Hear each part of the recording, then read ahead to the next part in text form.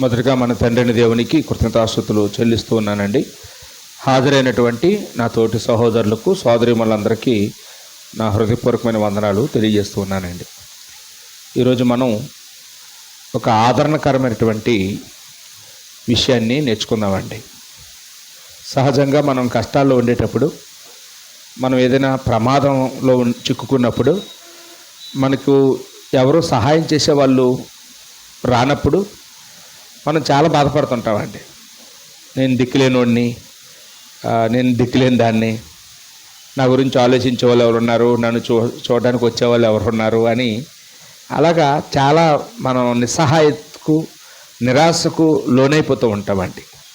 అలాంటి సందర్భాల్లో ఈ పాఠాన్ని మనం వింటే ఖచ్చితంగా మన అభిప్రాయాన్ని మార్చుకుంటాం, ఖచ్చితంగా మనం ధైర్యం తెచ్చుకుంటాం, నిబ్బరం కలిగి దేవుళ్ళో మనం జీవించగలమని నేను నమ్ముచున్నానండి. అందుకే ఈరోజు నేను చెప్పాలనుకున్న అంశం ఏంటంటే, లేకపోతే మనందరం కలిసి నేర్చుకోబోయే అంశం ఏంటంటే, దేవుని పిల్లలపై దేవదూతల భద్రత అనే అంశాన్ని మీకు చెప్పాలనుకుంటున్నానండి. దేవుని పిల్లలపై దేవదూతల భద్రత గురించి మనందరికీ తెలుసు. మనిషికున్న సహజ కోరికల్లో ఒకటి భద్రత అనే గుణం. బాల్యం నుండి మనల్ని మనం భద్రంగా కాపాడుకోవాలనుకుంటాం. చిన్నపిల్లల్ని ఎవరైనా ఎత్తుకోబోతే వాళ్ళు మన చెయ్యిని గట్టి పట్టేసుకుంటారు, మన వేలిని. ఎందుకంటే మనం ఎక్కడ వాళ్ళని కింద పడచేస్తామని వాళ్ళ భయం వాళ్ళకు ఉంటుంది అండి. వృద్ధాప్యం వచ్చే వరకు కూడా ఒక కర్రనో దేన్నో గట్టిగా పట్టుకొని వెళ్తారు, ఎందుకంటే అది భద్రత ఏమండి. అలాగే తల్లిదండ్రులుగా మనం మన పిల్లల విషయంలో కూడా చాలా భద్రత మనం కలిగి ఉంటామండి. వాళ్ళు పుట్టిన దగ్గర నుండి వాళ్ళ ఆరోగ్యం ఎక్కడ చెడిపోద్దో అని అన్ని రకాల జాగ్రత్తలు తీసుకుంటాం. అంటే వాళ్ళకి ఏది ఆహారంగా పెట్టాలి అని చూస్తాం, ఏ బట్టలు వేస్తే బాగుంటుందని చూస్తాం ఏమండి. వాళ్ళకి ఎక్కడ చదివిస్తే వాళ్ళు బాగా చదువుతారని ఆలోచిస్తాం, ఎలాంటి చోట వాళ్ళు పెరగాలనేది ఆలోచిస్తాం. ఇలాగ వాళ్ళకి ఎవరికిచ్చి పెళ్లి చేయాలని ఆలోచిస్తాం. ఎందుకంటే ఇవన్నీ వాళ్ళ భద్రత కోసం. వాళ్ళకి మనం ఏదైనా సంపాదిస్తే దాన్ని కూడా వాళ్ళకి చేరాలని, ఆ డబ్బుల్ని కూడా ఏ బ్యాంకులో వేస్తే భద్రంగా ఉంటాయి, నా పిల్లలకి చేరుతాయి అని అన్ని విషయాల్లోనూ కూడా తల్లిదండ్రులుగా మనం చాలా భద్రతను మనం కలిగి ఉంటుంటామండి. డిస్టర్బెన్స్ వస్తుంది కదా, తీసేస్తానండి. హలో తల్లిదండ్రులుగా మనం మన పిల్లల పట్ల ఎంత భద్రత కనపరచాలని చూసినా జరిగే ప్రమాదాలు జరగకుండా మానటం లేదు ఏమండి. ఏదో ఒక దిక్కు నుంచి మన పిల్లలకి ప్రమాదాలు జరుగుతూనే ఉన్నాయి. మన పిల్లలు ఏదో ఒక చోట తప్పుడు పని చేస్తుంటారు ఏమండి. అలాగా వాళ్ళు పాడైపోతూనే ఉన్నారండి. తల్లిదండ్రులుగా మనం చేయగలిగేదే మనం చేయగలం, మనం 100% చేయలేం. అలాగే ఒక దేశ పౌరులను కాపాడే విషయంలో దేశ నాయకులు, అధికారులు, లేకపోతే ప్రభుత్వం ఈ ప్రజల్ని భద్రంగా కాపాడడం కోసం బడ్జెట్లో ఎక్కువ ధనాన్ని కేటాయిస్తారండి. మన దేశంలోనైతే త్రివిధ దళాలు అంటారు ఏమండి. నేవీ, ఆర్మీ, ఎయిర్ ఫోర్స్, ఈ 3 దళాలకి ఖర్చు పెట్టినంత డబ్బు ఇంకా దేనికి ఖర్చు పెట్టరండి. మొదటి స్థానం దానికే ఇస్తారు. ఎందుకంటే వాళ్ళకి కనుక ఖర్చు పెట్టకపోతే, వాళ్ళే కనుక లేకపోతే మనం ప్రశాంతంగా నిద్రపోలేం. శత్రు దేశాల నుంచి మనకు అపాయం ఉంది కాబట్టి, ఎట్నుంచి ఎవరొచ్చి ఏ బాంబు వేస్తారో తెలియదు కాబట్టి, నీటిలో నుంచి ఎవరు వస్తారో తెలియదు, లేకపోతే భూమి మీద నుంచి ఎవరు వస్తారో తెలియదు, గాలిలో నుంచి ఎవరు వస్తారో తెలియదు. కాబట్టి ఈ 3 చోట్ల కూడా మనకి నిరంతరం పహారా కాసేటటువంటి సైనికుల్ని మనం పోషించుకోవాలి. కాబట్టి వాళ్ళు మనకు భద్రత ఇస్తున్నారు కాబట్టి వాళ్ళ కోసం ఎక్కువ డబ్బులు ఖర్చు పెడుతుంటాం. ప్రభుత్వాలు మన దేశంలోనే కాదు, ప్రతి దేశంలోనూ కూడా ఎక్కువ మొత్తాన్ని దేనికి కేటాయిస్తారంటే ఈ భద్రతా వ్యవస్థకి కేటాయిస్తారు. ఏమండి ఎంతమంది నిఘా వర్గాలు ఈ భద్రతా వ్యవస్థలు ఎన్ని పెట్టినప్పటికీ అక్కడక్కడ ఏమండి శత్రువులు చొరబడుతూ ఉంటారు, అక్కడక్కడ బాంబులేస్తున్నారు, ప్రమాదాలు జరుగుతూనే ఉన్నాయి. ఏమంటే మొన్న కాశ్మీర్లో ఒక పార్కులోకి తీవ్రవాదులు ప్రవేశించి అక్కడున్న చాలామందిని కాల్చేశారు. ఏమండి మనం ఆ వార్త విన్నాం. అంతెందుకండి, మన భారత ప్రధాని అయినటువంటి ఇందిరాగాంధీని వాళ్ళని పర్సనల్గా ఆమెకి సెక్యూరిటీ ఇవ్వడం కోసం ఒక 2 సెక్యూరిటీ గార్డ్స్ని ప్రభుత్వమే నియమించిందండి, గన్మెన్లని. ఆమెను ఎవరు చంపేశారంటే ఆ గన్మెన్లే చంపేశారంటండి. ప్రభుత్వం నమ్మి సెలెక్ట్ చేసి పెట్టినటువంటి గన్మెన్లే, భద్రత ఇవ్వవలసిన గన్మెన్లే భద్రత ఇవ్వకపోగా వాళ్ళే చంపేశారు. అంటే ప్రభుత్వం ఏమైందంటే భద్రత ఇచ్చే విషయంలో ఫెయిల్ అయ్యిందండి. ఏమండి, ప్రభుత్వాలు ఫెయిల్ అవుతాయి, తల్లిదండ్రులుగా మనం ఫెయిల్ అయితే ఫెయిల్ అవుతాం, కానీ దేవుడు మాత్రం ఎప్పుడు కూడా మనుషులకి భద్రత ఇచ్చే విషయంలో ఫెయిల్ అవ్వలేదండి. ఎందుకంటే మనల్ని కాపాడే బాధ్యత, మనల్ని సంరక్షించే బాధ్యత ఎవరికి అప్పచెప్తున్నాడు అని బైబిల్ చెప్తుందంటే, దేవుడు మనందరి బాధ్యతను దేవదూతలకు అప్పచెప్తున్నాడండి. దేవదూతలు ఎందుకు వాడుకుంటున్నాడు దేవుడు అంటే మనల్ని కాపాడడానికి, మనకి పహారా కాయడానికి, మనల్ని అపాయం నుంచి తప్పించడానికి. ఏమంటే మనల్ని సమస్యల నుంచి తప్పించడం కోసం దేవుడు ఎవరిని వాడుకున్నాడండి? దేవదూతల్ని వాడుకున్నాడు అని దేవుని యొక్క గ్రంథంలో మనం చూడగలమండి. ఇంతకీ దేవదూతలు ఎవరు అంటే, ఈ దేవదూతల్ని ఇంగ్లీష్లో ఏంజెల్ అని పిలుస్తారు. సాధారణంగా ఈ ఏంజెల్ అనే మాట ఆడపిల్లలకు పెడుతుంటారు. వాస్తవానికి దేవదూతలు ఆడ కాదు, మగ కాదు. కానీ దేవదూతల పేర్లన్నీ ఎలాగుంటాయంటే పురుషుడి పేర్లలాగా ఉంటాయి. గాబ్రియేలు, మికాయేలు. ఏమంటే ఇలాగా ఆ పేర్లు చూస్తుంటే అవి స్త్రీల పేర్లు అనుకోరు. ఎవరు ఆ పేర్లు స్త్రీలకు కూడా పెట్టుకోరు, పురుషులకే పెట్టుకుంటుంటారు. ఏమండి, దేవదూతలు ఆడ కాదు, మగ కాదు. దేవదూతల్ని మనం అప్పుడప్పుడు ఏదైనా వీడియోల్లో అటు క్రియేట్ చేసే వీడియోలు చూస్తుంటే చిన్నపిల్లలు కూడా దేవదూతలు ఉన్నట్టుగా మనకు పెడుతుంటారు, వృద్ధులైన దేవదూతలు ఉన్నట్టుగా పెడుతుంటారు. వాస్తవానికి బైబిల్లో మనం చూసినప్పుడు దేవదూతల్లో చిన్నపిల్లలు ఉండరు, వృద్ధులు అంతకంటే ఉండరండి. దేవదూతలందరూ నిత్య యవ్వనస్తులు, ఎప్పుడు యవ్వన కాలంలోనే ఉంటారు, వాళ్ళకి వయసులు ఉండవు అని మనం దేవుని యొక్క గ్రంథంలో మనం చూడగలమండి. అలాగే దేవదూతలంతా సమానం కాదు. దేవదూతల్లో చాలా స్థాయిలు ఉంటాయి. ప్రధాన దూతలు ఉంటాయి, కెరూబులు, షెరూబులు. ఏమంటే ఇలాగా దేవదూతల్లో వాటి స్థానాన్ని బట్టి, దేవుడు వాటికి ఇచ్చిన అధికారాన్ని బట్టి వాటిలో కూడా చాలా హెచ్చు తగ్గులు ఉన్నట్లుగా మనం దేవుని యొక్క గ్రంథంలో చూడగలమండి. అలాగే దేవుని యొక్క గ్రంథంలో మనం ఏం చూస్తామంటే దేవదూతలు చాలా బలమైనవండి, మనుషుల కంటే ఎత్తైనవి, మనుషుల కంటే భారీ శరీరాన్ని కలిగినటువంటి వాటిగా మనం చూడగలమండి. అప్పుడప్పుడు అవి మానవ రూపాన్ని ధరిస్తాయి. అంటే మనిషి అంత ఎత్తే ఉండి మనిషిలాగే ఆకారంలో కూడా కనపడుతుంటాయి. అలాగే దేవదూతలకి ఒక ప్రత్యేకమైనటువంటి స్వరూపం కూడా ఉంది. ఏమంటే అవి 6 రెక్కలు కలిగినగా ఉంటాయని, ప్రతి రెక్క కింద 2 కళ్ళు ఉంటాయని, అలాగా వాటి ఆకారం గురించి మనం ప్రకటన గ్రంథంలోను, హెచ్కేల్ గ్రంథంలోను వర్ణించినప్పుడు చూసినప్పుడు అవి ప్రకటన గ్రంథంలోనైతే గ్రద్ద ముఖంతో ఒకటి, సింహం ముఖంతో ఒకటి, ఎద్దు రూపంలో ఒకటి, ఇలా ఉన్నట్టుగా దేవదూతలు ఈ ఆకారాలు చాలా రకాలుగా భీకరంగా, మొత్తానికి చూడగానే భయం పుట్టే విధంగా ఉంటాయని మనం చూడగలమండి. దేవదూతలు మనిషి రూపాన్ని ధరించే అవకాశం ఉంది, కానీ మనిషి దేవదూత స్వరూపాన్ని ధరించుకునే అవకాశం లేదు. చాలామంది అభిప్రాయం ఏంటంటే మనుషులు చచ్చిపోయి దేవదూతలు అవుతారు అనుకుంటుంటారు. అలాంటి అవకాశం బైబిల్లో ఎక్కడ లేదండి. దేవదూతలే, మనుషులు మనుషులే.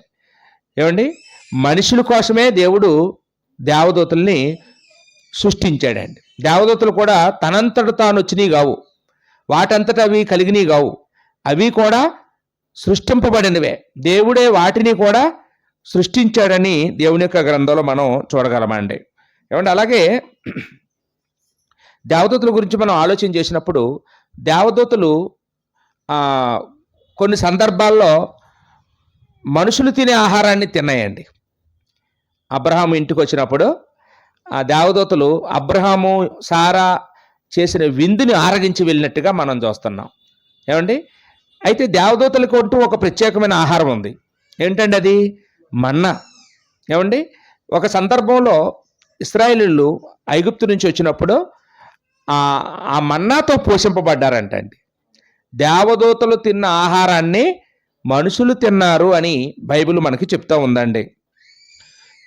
78వ కీర్తన 25వ వచనంలో ఆ సంగతి మనం చూడగలమండి.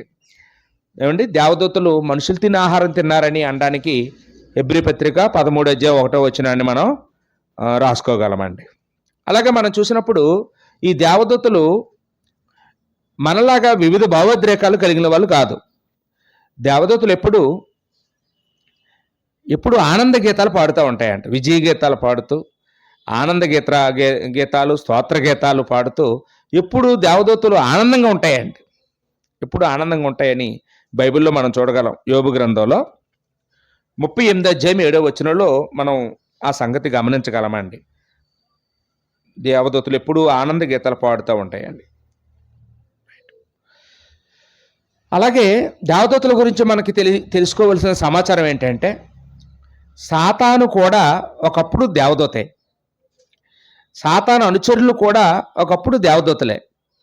దేవుడికి వ్యతిరేకంగా పాపం చేసినప్పుడు దేవుడు ఆ దేవదూతల్ని భూమి మీదకు తోసేసినట్లుగా, పరలోకం నుంచి బయటికి తోసేసినట్టుగా బైబిల్లో మనం చూడగలమండి.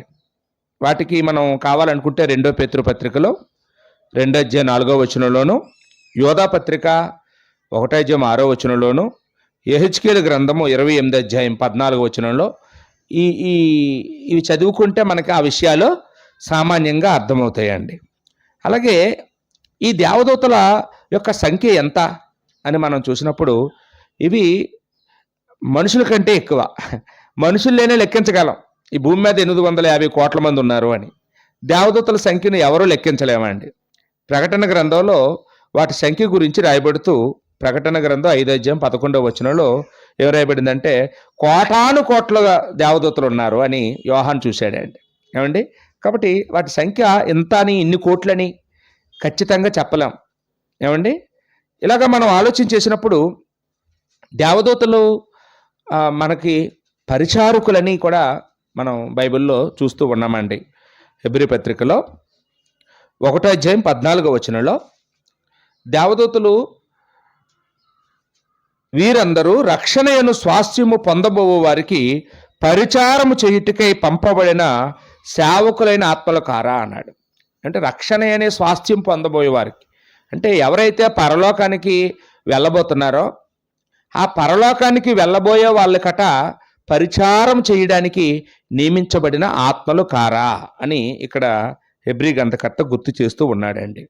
దేవదూతలు మనకి ఎప్పటి నుండి ఎప్పటి వరకు పరిచర్య చేస్తారు అంటే, ఈ భూమి మీద మనం పుట్టింది మొదలుకొని మనకి పరిచర్య చేస్తారు. కొంతమంది విషయంలో దేవుడు అలా రాయించాడండి. ఒక ఎవరైనా అయినా సంసోను పుట్టుక విషయంలో మనం చూస్తే, పుట్టకముందే ఆ తల్లిదండ్రులకి కనపడి, అమ్మ నీకు కుమారుడు పుడతాడు, ఆయనకి పేరు పెట్టు, ఆయన్ని ఎలా పెంచు అని చెప్పడం మనం చూస్తాం. ఒక బాప్తిస్మ ఇచ్చిన యోహాను గురించి, యేసుక్రీస్తు గురించి దేవదూతలు పుట్టకముందే వాళ్ళ గురించి, వాళ్ళ ప్రత్యేకతలు ఏంటో చెప్పి, వాళ్ళు ఎలా పెంచాలో, వాళ్ళు పెద్దవాళ్ళు అయ్యాక ఏమవుతారో ఈ సంగతులన్నీ ముందుగా తెలియజేసినట్టుగా మనం చూస్తూ ఉన్నామండి. ఏమండి, అలాగా ఇప్పుడు మన విషయంలోనైతే మన విషయంలో అలా జరగదు. మన విషయంలో మనం పుట్టకముందు మన అమ్మ నాన్నకి మన గురించి వచ్చి దేవదూత చెప్పలేదు. మరి మనకెప్పటి నుండి సర్వీస్ చేయడం మొదలు పెడతారండి దేవదూతలు? మనం బాప్తిసం పొందిన దగ్గర నుండి. ఎప్పటి నుండి అమ్మా? మనం బాప్తిసం పొందిన దగ్గర నుండి, మనం దేవుని పిల్లలమైన దగ్గర నుండి దేవదూతలకు అప్పచెప్తాడు దేవుడు మనల్ని. ఆ వచనం మనం యోహాను సువార్తలో 1:12 వచనంలో చూడగలమండి. యోహాను సువార్త 1:12 వచనంలో, తన్ను ఎందరు అంగీకరించరో వారందరికీ, అనగా తన నామమందు విశ్వాసముంచు వారికి దేవుని పిల్లలగుటకు ఆయన అధికారం అనుగ్రహించెను అన్నాడండి. ఎవరండి దేవుడి పిల్లలు? ఎవరైతే యేసుక్రీస్తుని సొంత రక్షకుడిగా అంగీకరించి బాప్తిసం పొందుకుంటారో వాళ్ళందరూ కూడా దేవుని పిల్లలు. ఏమండి, భూమి మీద ఉన్న మనుషులందరూ దేవుడి పిల్లలు కారా అంటే అందరూ దేవుని పిల్లలే. అందరినీ పుట్టించింది దేవుడే. కానీ దేవుడికి వారికి మధ్యన ఉన్న సంబంధం ఎటువంటిదంటే సృష్టికర్తకి సృష్టికి ఉన్న సంబంధం మాత్రమే. కానీ ఎవరైతే యేసుక్రీస్తుని సొంత రక్షకుడిగా అంగీకరించి బాప్తిసం పొందుకుంటారో వాళ్ళు మాత్రమే దేవుడి పిల్లలు. ఏమండి, మనందరమీ దేవుని పిల్లలం, దేవుని దత్తపుత్రులం. ఏమండి, మరి ఈ లోకంలో ఉండే పిల్లలు వాళ్ళందరూ తప్పిపోయిన కుమారులు. తప్పిపోయిన కుమారులకి దేవుడితో ఉన్న పిల్లలకి తేడా ఉంటుంది కదా అండి. అదే తేడా అండి.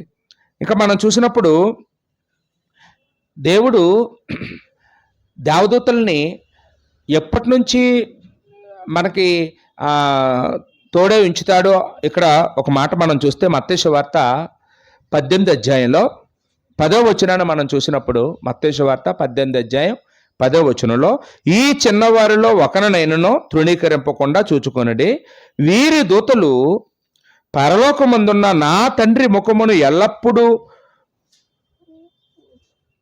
పరలోకమందు చూచుచుందురని మీతో చెప్పుచున్నాను అన్నాడు.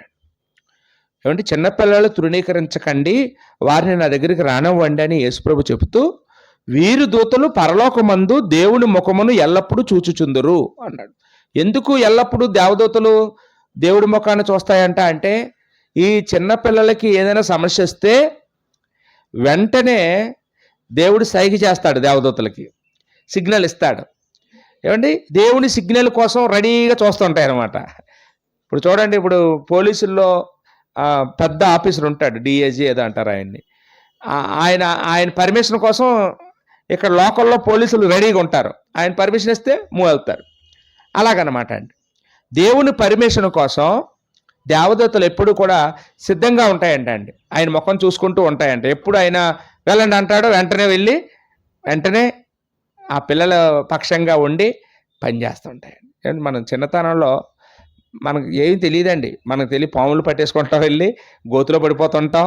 ఏమండి, చిన్నపిల్లప్పుడు చాలా ప్రమాదాలు జరుగుతుంటాయి. ఎవరు కాపాడుతుంటారండి పిల్లల్ని? దేవదూతలేనండి నిజంగా. మా ఇంట్లో నేను చూసింది ఏంటంటే, మా పెద్ద బాబుని తీసుకొచ్చి పెద్ద ఎత్తైన మంచం మా అత్తగారు మాకు పెట్టారు. ఆ మంచం మీద మేడ మీద పడుకోబెట్టి మేము ఇంటికి వచ్చిన బంధువులతో లోపల కిందన మాట్లాడుకుంటూ ఉండిపోయాము. ఎవ్వరు లేరు బాబు దగ్గర.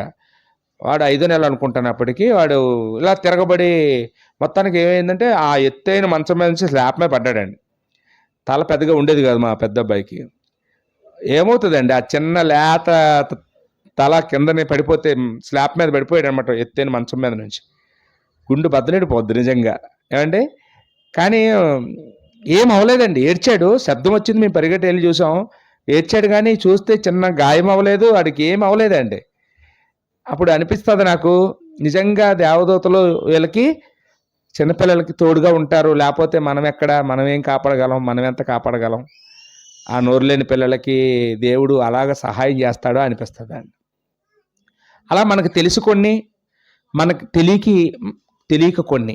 ఏమండి, అనేక సందర్భాల్లో చిన్నపిల్లలకు ఎప్పుడు కూడా సంరక్షణగా దేవుడు దూతలను పంపిస్తాడని మనం ఇక్కడ నేర్చుకుంటూ ఉన్నామండి. మనం పెరిగి పెద్దవాళ్ళం అయిన తర్వాత దేవుడు మనకి సహాయం పంపించాలంటే ఖచ్చితంగా మనం దేవుడిని నమ్ముకొని ఉండాలి.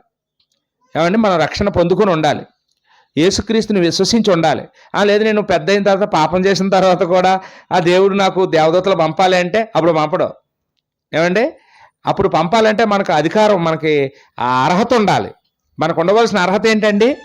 మనం దేవుడి పిల్లలమైతే అప్పుడు దేవుడు మనల్ని కాపాడడానికి తన దూతల్ని ఎల్లప్పుడూ పంపిస్తాడని ఈ మాట బట్టి మనం ఆలోచన చేయగలమండి. ఏమండి, బైబిల్లో మనం చూసినప్పుడు 34వ కీర్తన 7వ వచనంలో ఒక వాగ్దానం మనం చూస్తామండి. 34వ కీర్తన 7వ వచనంలో, యెహోవా యందు భయభక్తులు గలవారి చుట్టూ ఆయన దూతలు కావలి ఉండి వారిని రక్షించును. అంటే బంగారు వాక్యం నిజంగా. ఇక్కడ ఏం రాయబడిందండి?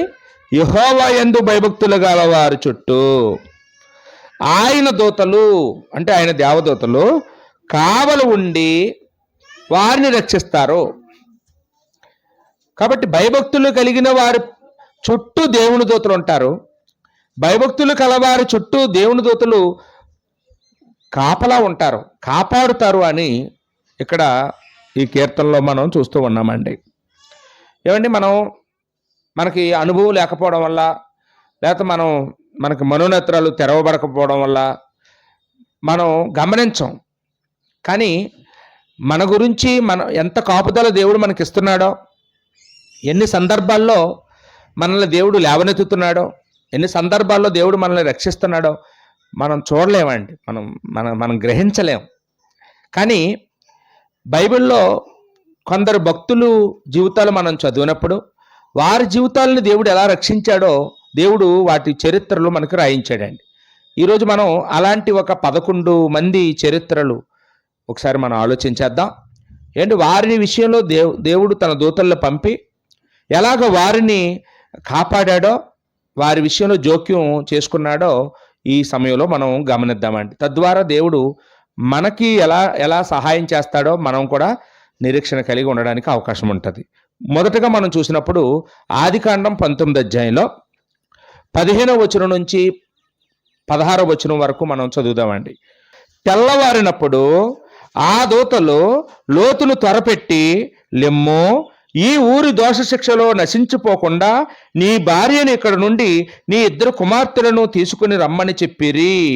అతడు తడువు చేసెను. అప్పుడు అతని మీద యెహోవా కనికరపడుట వలన ఆ మనుషులు అతని చేతిని, అతని భార్య చేతిని, అతని 2 కుమార్తెల చేతులను పట్టుకొని వెలుపలకు తీసుకుని వచ్చి ఆ ఊరు బయట ఉంచిరి. సందర్భం ఏంటంటే, సొదొమ గొమొర్రా పట్టణాల యొక్క పాపం పరిపక్వం అయిపోయింది కనుక దేవుడు ఆ పట్టణాలని భూమి మీద లేకుండా వాటిని నాశనం చేసేయాలనుకుని నిర్ణయం తీసుకున్నప్పుడు దేవదూతలను పంపించాడండి. అంటే వీళ్ళని ఎందుకు పంపించాడంటే, దేవుడు ఒకసారి నిర్ధారణ చేసుకుని అప్పుడు ఏ పనైనా చేస్తాడండి. వీళ్ళని పంపించి ఒకసారి మీరు వెళ్ళి చూసి కరెక్ట్గా నిర్ధారించండి, అప్పుడు నిర్ణయం తీసుకుందాం అని. అప్పుడు దేవదూతలు ఆ తోవగుంట వెళ్తుంటే అబ్రహాము అడ్డుకొని, అయ్యారా మా ఇంటికి రండి భోజనం చేయండి అని వాళ్ళు బ్రతిమలాడినప్పుడు అబ్రహాం ఇంటికి వాళ్ళు వెళ్ళారు, భోజనం చేశారు.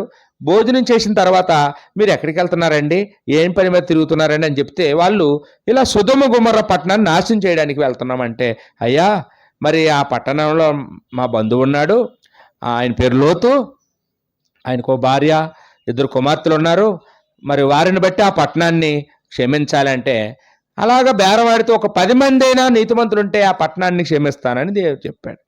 ఏమండి, అబ్రహాం ఇక్కడ ప్రార్థన చేస్తున్నాడు, వాళ్ళు వెళ్ళారు. అక్కడికి వెళ్ళి చూస్తే ఆ ఊర్లో 10 మంది కాదుగా 5 కూడా నీతిమంతులు లేరు. లోతు కుటుంబం తప్ప ఎవరు నీతిమంతులు లేరు.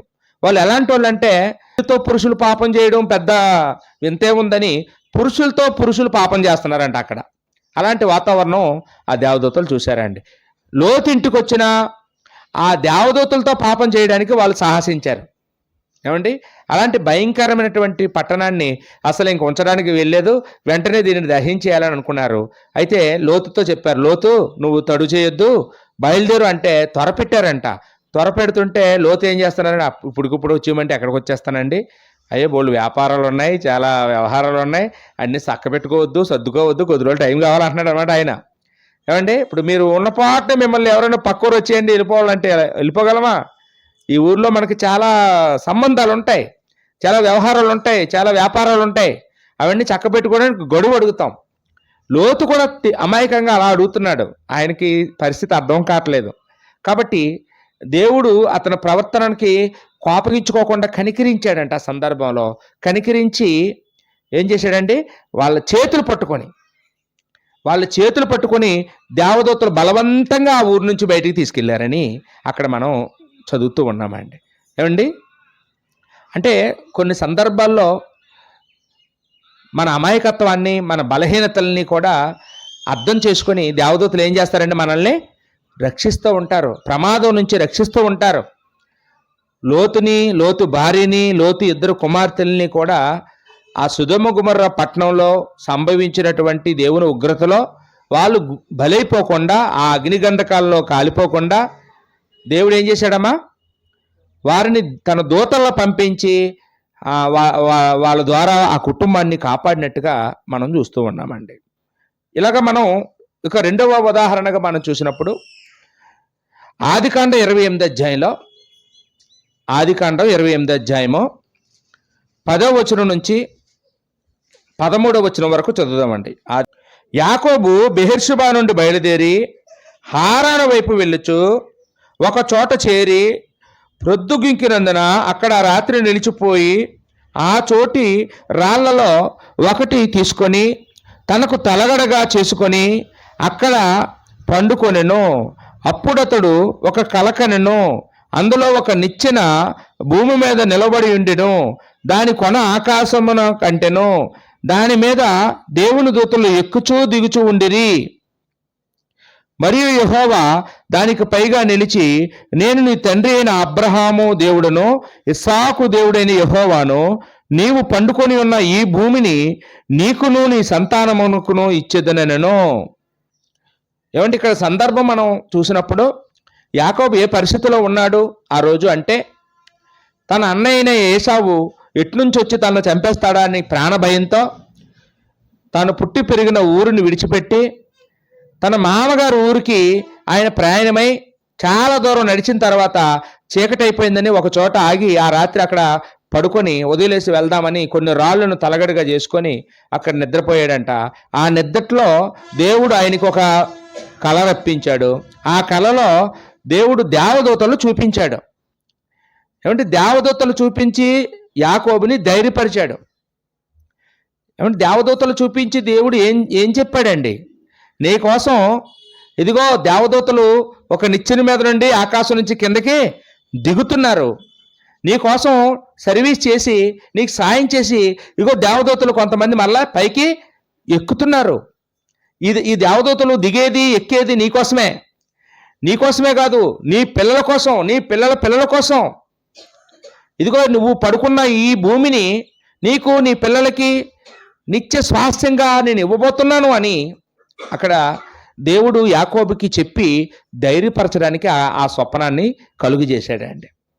ఏమండి, నిస్సహాయ స్థితిలో రేపేమవుతుందో, నా పరిస్థితి ఏమవుతుందో, మా అన్న ఏం చేస్తాడో నన్ను అని భయపడుతుంటే నువ్వు చావో, నీకు పెళ్ళవుతుంది, నీకు పిల్లలు పుడతారు, నీ పిల్లలు నువ్వు ఈ భూభాగంలో నివసిస్తారు అంటే ఇవన్నీ ఆదరణ కదండి. దానికి ఆయన నమ్మడానికి ఆయనకి ఏం చూపించాడు, దేవదూతలు చూపించాడండి. దేవదూతలు ఆకాశం నుంచి ఆయన దగ్గరికి దిగిరావడం, ఆయన దగ్గర నుంచి దేవదూతలు ఎక్కిపోవడం. ఏమండి, అది ఒక్క యాకోబుకే చూపించాడండి, మనకు చూపించలేదు. కానీ మనం కూడా ఊహించుకుంటే దేవుడు మన దగ్గరికి కూడా దేవదూతలు పంపుతూ ఉన్నాడండి. దేవదూతలు వస్తున్నారు, మనకి పరిచర్య చేస్తున్నారు, మనకి హెల్ప్ చేస్తున్నారు, మనకు సాయం చేస్తున్నారు, మరలా మన దగ్గర నుంచి వెంటనే వెళ్ళిపోతుంటారు. చాలామంది అనుకుంటారు మన చుట్టూ అలా నిలబడి ఉంటారు కాబట్టి 24 గంటలు అనుకుంటుంటారు. అలా ఉండరు. దేవుడు పంపగా వస్తారో పని చూసుకుని వెంటనే వెళ్ళిపోతారండి. వాళ్ళు తడువు చేయరు, టైం వేస్ట్ చేయరు, వారాలు మనతో గడపరు, పని అయిన వెంటనే వెళ్ళిపోతారండి. అందుకనే ఆ ప్రయాణం ఎక్కడం దిగడం అది కనపడతా ఉంది ఇక్కడ మనకి. ఏమండి, కాబట్టి మనం ఎవరైనా మనకి హెల్ప్ చేసినప్పుడు మన ముక్కు ముఖం తెలియకపోయినా కొన్నిసార్లు మనకి చాలామంది సాయం చేస్తుంటారండి. ఏమంటే మనకి హెల్ప్ చేస్తుంటారు, మనం అప్పుడు ఎవరో సాయం చేశారు అనుకుంటుంటాం. దేవుడే తన దూతల్ని పంపిస్తుంటాడండి అలాగా మనకి హెల్ప్ చేయడానికి. ఏమండి, మరి అలాగే మానవ రూపంలో దేవదూతలు వచ్చినట్టుగా మనం చూసాం కదండి. అబ్రహాం దగ్గర ఇంటికి వచ్చారు, లోతు ఇంటికి వచ్చారు. మన ఇంటికి రారా అండి, చెప్పండి, మన ఇంటికి రారా దేవదూతలు? వస్తారు. అందుకని మన హెబ్రీ పత్రిక 13వ అధ్యాయం, ఎరుగకయే దేవదూతలకు ఆతిథ్యం చేశాడు అబ్రహాము. మనం కూడా అలాగే చెయ్యాలి, మనం కూడా హెల్ప్ చేయాలి ఎవరికైనానని అక్కడ మనకి చెప్తూ ఉన్నాడండి. కాబట్టి ఏమండి, ఈ మాటలన్నీ చదువుకుంటుంటే దేవుడు మన విషయంలో మరి ఎంత భద్రత ఏమండి తీసుకుంటున్నాడు, ఎంత జాగ్రత్త తీసుకుంటున్నాడు, మనకి హెల్ప్ చేయడానికి దేవుడు ఎంత సన్నిహితంగా ఉన్నాడు అనేది ఇక్కడ మనకి అర్థమవుతూ ఉందండి. ఏమండి, ఇక మూడోదిగా మనం చూసినప్పుడు 20 సంవత్సరాల తర్వాత మరలా తన పుట్టి పెరిగినటువంటి ఊరికి వచ్చేయడానికి సిద్ధమయ్యాడు. ఇప్పుడు 4 భార్యలు ఉన్నారు, ఆయనకు 12 మంది పిల్లలు ఉన్నారు. ఏమండి, ఆ గొప్ప 2 గుంపులు ఆస్తుంది. ఆ గొప్ప సంపద, పశు సంపదతో ఆయన బయలుదేరి వస్తున్నాడు కానీ ఆయన గుండెల్లో గుబులు ఉంది. ఏంటా గుబులు అంటే, నేను వెళ్ళిన తర్వాత మా అన్నయ్య నన్ను ఏం చేస్తాడో, ఈ 20 సంవత్సరాలకి ఆయన కోపం ఎన్ని రెట్లు పెరిగి ఉంటుందో, నన్ను చూడగానే నన్ను చంపేస్తాడేమో, నన్ను ఏం చేస్తాడో, నన్ను బతకనిస్తాడో బతకనివ్వడో, నన్ను చంపేస్తే నా భార్యలు ఏమైపోతారో, నా పిల్లలు ఏమైపోతారో అని అది వెళ్ళడమా మానడమా అని ఆయనలో చాలా ఉండదండి ఆలోచనలు. లోపల శత్రువు ఇంటికి తిన్నంగా వెళ్ళినట్టు ఉంది ఇన్ని సంవత్సరాల తర్వాత. ఏమవుతుందో, రేపేమవుతుందో అని ఒక్కొక్క అడుగు వేస్తూ, తన అన్న గురించి భయపడుతూ, అన్నయ్య కనిపిస్తే ఏం చేద్దాం, ఎలా మాట్లాడదాం, ఎలాగా అతనితో సమాధాన పడదామని అతను చాలా భయపడిపోతున్నాడండి. చాలా భయపడిపోతున్నాడు. అలాంటి ఆందోళనతో ఉన్న ఆయనకు మరలా దేవుడు దేవదూతల్ని పంపించి ఆయన్ని ధైర్యపరిచినట్టుగా మనం చూస్తూ ఉన్నామండి. చూడండి, అదే ఆదికాండం గ్రంథంలో 32 అధ్యాయం అండి. ఆదికాండము 32 అధ్యాయం 1-2 వచనాల్లో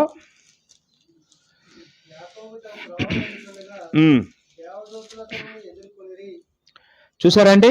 ఇక్కడ సందర్భం ఏంటంటే, యాకోబు ఇంటికి వెళ్తూ ఉన్నాడు. ఆ సందర్భంలో ఆయన భయపడుతూ వెళ్తూ ఉండొచ్చు. అప్పుడు దేవుడు ఏం చేశాడంటే, ఆయన ధైర్యపరచడం కోసం ఆ త్రోవలో దేవదూతలు కనపడ్డారట.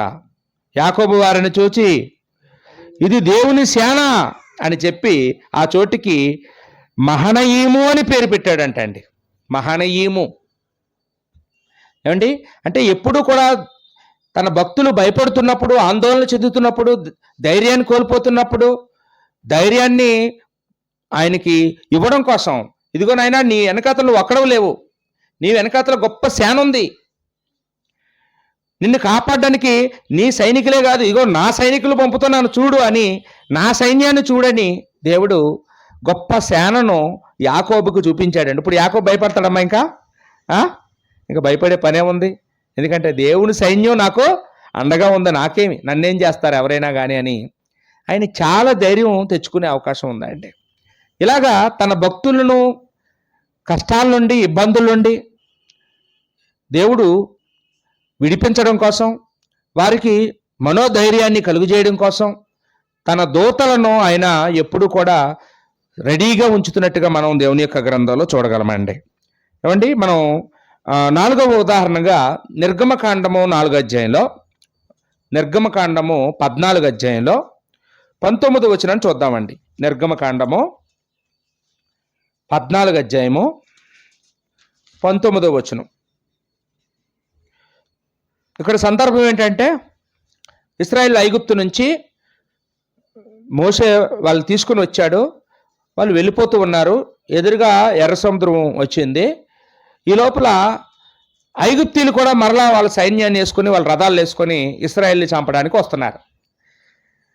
ఆ సమయంలో ఇశ్రాయేల్కి ఏం చేయాలో పాల్పడటం లేదు. ముందు చూస్తే సముద్రం, వెనక చూస్తే ఐగుప్తు సైన్యం. అయ్యో దొరికిపోయాం, మన పని అయిపోయింది, మనల్ని చంపేస్తారు వీళ్ళు ఇక్కడ అని వాళ్ళు ఆందోళన పడిపోతున్నారు. మోసే భయపడిపోతున్నాడు, ప్రజలు భయపడిపోతున్నారు. ఆ సమయంలో దేవుడు ఏం చేశాడు చూడండి. దేవుడు తన దూతల్ని ఈ ఐగుప్తీయులకి, ఇశ్రాయేల్కి మధ్యలో నిల్చోబెట్టాడంట. ఎప్పుడైతే దేవదూత ఇద్దరికి మధ్యలో నిలబడ్డాడో అది ఒక మేఘంలాగా వాళ్ళకి కనపడింది. వాళ్ళకి చీకటి కమ్మ చేసింది ఐగుప్తీయులకి, వీళ్ళకి వెలుగుగా వీళ్ళకి కలుగు చేశాడు ఆ దేవదూత. వెంటనే వీళ్ళు ఏం చేశారంటే ఆ రాత్రి బస చేశారంట ఐగుప్తీయులు. వీళ్ళు ఈ లోపల 6 నెలలో నడుచుకొని సముద్రం దాటి వెళ్ళిపోయారండి. అంటే ఇలాగ ఇశ్రాయేలు ప్రయాణంలో కూడా దేవుడు తన దూతలను పంపి వాళ్ళు ప్రమాదంలో ఉన్నప్పుడు వాళ్ళని ప్రమాదం నుంచి తప్పించడం కోసం, ఆ ఐగుప్తీయుల చేతిలో చిక్కుకోకుండా వాళ్ళ ముందును నడిచిన దేవదూతను వాళ్ళు వెనకను, ఏమండి అప్పటి వరకు ముందుండి నడిచిన దేవదూత ప్రమాదం రాగానే ఎక్కడికి వచ్చాడని వెనక్కి వచ్చి కాపాడినట్టుగా మనం అక్కడ కూడా మనం చూస్తూ ఉన్నామండి. మనం కూడా మన జీవితంలో కూడా దేవుడు ఎప్పుడూ కూడా మనతో తన దూతల్లో పంపిస్తూ మన ముందు, మన వెనక, మన పక్కన ఏమండి ఎప్పుడు రెడీగా సిద్ధంగా ఉంచుతూ ఉంటాడండి. మన తెలివితేటలు కాదండి మనల్ని కాపాడింది, మన శక్తి సామర్థ్యాలు కానే కాదు. ఏమండి, మనం నా సార్వభౌమంతో నేను ఎలాగున్నాను, నా జ్ఞానం బట్టి నేను ఎలాగున్నాను, నా ఐశ్వర్యం బట్టి నేను ఎలాగున్నాను అనుకుంటే చాలా పొరపాటు అండి. ఎప్పుడూ కూడా దేవుడు సమయోచితంగా ఏమండి తన దూతల్లో పంపి మనకి హెల్ప్ చేస్తూ ఉండబట్టే మనం ఇలా ఉన్నామండి. ఇంకా మనం చూసినప్పుడు రెండో రాజుల గ్రంథం 6వ అధ్యాయము 15వ వచనాన్ని చూద్దామండి. అంటే ఇక్కడ సందర్భం మీకు అందరికీ తెలిసే ఉండొచ్చు. సిరియా దేశానికి ఇజ్రాయేల్ దేశానికి తరచుగా యుద్ధాలు జరుగుతూ ఉండేవి. కానీ సిరియన్లు ఎప్పుడు యుద్ధానికి వచ్చినా ఇజ్రాయేల్ చేతిలో చిత్తుగా ఓడిపోతున్నారు. అప్పుడు సిరియా రాజుకి డౌట్ వచ్చిందండి. మనం రహస్యంగా వ్యూహం పన్ని వెళ్తున్నాం, కానీ మన వ్యూహం ఆ రాజుకి ఎలా తెలిసిపోతుంది? మనం వెళ్ళే చోటన వాళ్ళు ఎలా కాసుకొని కూర్చొని మనల్ని చంపేస్తున్నారు, మనలో ఎవడో గుట్టిచ్చేస్తున్నాడు, వాళ్ళకి మన రహస్యాన్ని వాళ్ళకి చెప్తున్నాడు, మనలో ఎవడో నమ్మకద్రోహం ఉన్నాడు, వాళ్ళని ఎవరో కనిపెట్టండి అంటున్నాడండి. అప్పుడు ఆ సైనికులు అన్నారు, అయ్యా రాజుగారు, మనలో ఎవడు అలాంటి వాడు లేడండి, కానీ ఇశ్రాయేలు దేశంలో ఎలీషా అనే ఒక ప్రవక్త ఉన్నాడండి. ఆ ప్రవక్తకి దేవుడు తెలియజేస్తున్నాడు, మనం వెళ్దామని అనుకుంటాడుగా దేవుడు చెప్పేస్తున్నాడు ఆయనకి. మన మాట మన నోట్లో నుంచి రాగానే దేవుడు ఆ ప్రవక్త చెప్పేస్తున్నాడు. ఆ ప్రవక్త వెళ్ళి ఆ రాజుగారికి చెప్తున్నాడు. ఆ రాజుగారు మనం వెళ్ళే తోవలా కాసుకొని కూర్చుంటున్నాడు, మనం అతని చేతిలో దొరికిపోతున్నాం, ఇదే జరుగుతుందండి అని చెప్పాడండి. అయితే ఆ ప్రవక్త ఎక్కడ ఉంటాడో అని అడగగానే ఆ ప్రవక్త పలానా చోట ఉంటాడండి అని చెప్పారండి. అప్పుడు ఆ ప్రాంతానికి వెళ్ళారంట. తెల్లవారుగానే వెళ్ళిపోయారంట అండి. ముందు ఆ ప్రవక్తను చంపేద్దాం, ఆ ప్రవక్తను చంపితే ఇంకా మనకి ఈ తల్లప్పుడు రాజుగారి సంగతి తర్వాత చూద్దాం, ముందు ప్రవక్తను లేపేద్దాం అనుకున్నారంటండి. ఏమండి, రాజుగారి మీదకి యుద్ధానికి వెళ్తే ప్రవక్తకి తెలిసిపోయినప్పుడు ప్రవక్త మీదకి యుద్ధానికి వస్తే ప్రవక్తకు తెలియకుండా ఉంటుందా? ఏమండి, వాళ్ళు అమాయకులు అనమాట, పిచ్చిరాజులు. అప్పుడే వాళ్ళు రాత్రంతా ప్రయాణం చేసి వచ్చి ఈ ప్రవక్తుండే ప్రాంతాన్ని చుట్టుముట్టేసి ఏమండి చాలా గొప్ప సైన్యాన్ని దించేశాడంట సిరియా రాజు ఒక్క ప్రవక్తను చంపడం కోసం. ఇంకా అక్కడి నుంచి తప్పించుకొని పోవడం అసాధ్యం అన్నమాట.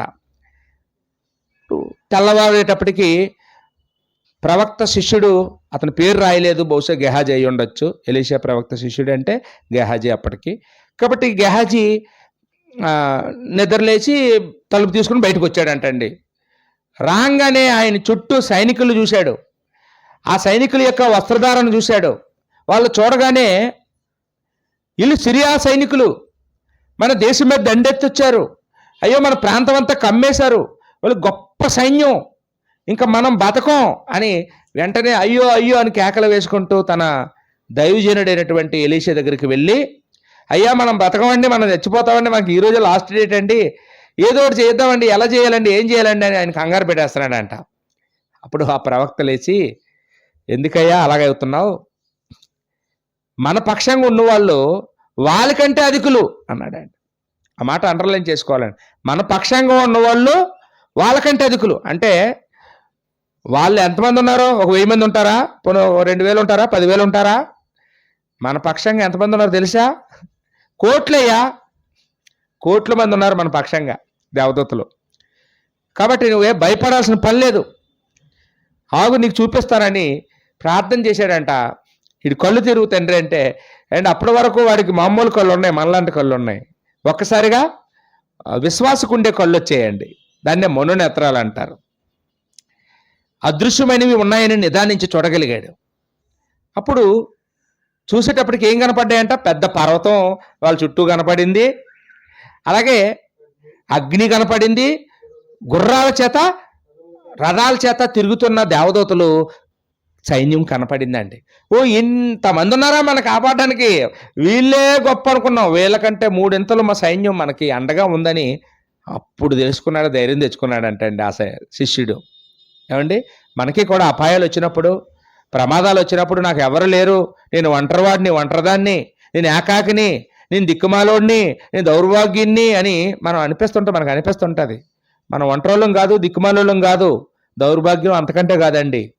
మన వెనకాతల మన పక్షంగా ఏమండి గొప్ప సైన్యం నిత్యము కూడా మనకి పహారా కాస్తూ మనల్ని కాపాడడం కోసం, దేవుడు అనుమతి కోసం ఎప్పుడూ కూడా సిద్ధంగా ఉంటారండి. ఏమంటే ఆ సంగతిని ఎప్పుడూ మర్చిపోకూడదు. ఎప్పుడు మనం ఆ ధైర్యాన్ని కోల్పోవడానికి వీల్లేదు. ఎప్పుడు మనం పిరికితనం సంపాదించుకోకూడదండి. పిరికితనం మన క్రైస్తవులు ఉండకూడదు. మనం ఒంటరి వాళ్ళం కాదు. ఏమండి, మన దేవుడు మనల్ని ఒంటరి వాళ్ళుగా ఉంచటం లేదు. ఆ ఎలీషా ప్రవక్తకి ఎలాంటి విశ్వాసం ఉందో దేవుడి పట్ల, ఆయన సైన్యం పట్ల, మనకి కూడా అలాంటి విశ్వాసం మనం కూడా సంపాదించుకోవడానికి ప్రయత్నం చేయాలండి.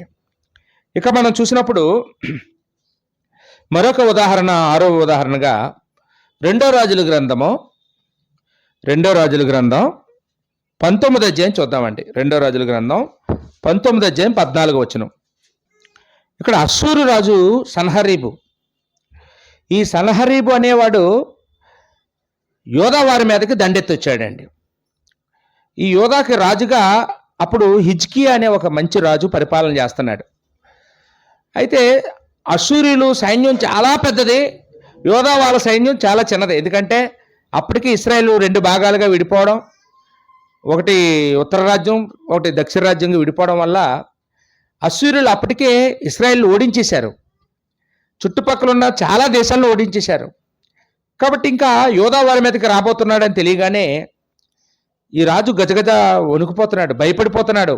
అయ్యా, వాడేదో లేఖ పంపించాడు, ఆ లేఖను చదువుకోమంటున్నాడు, మాకు అర్థం కావట్లేదు, అర్థమైనా మేమేం చేయలేం.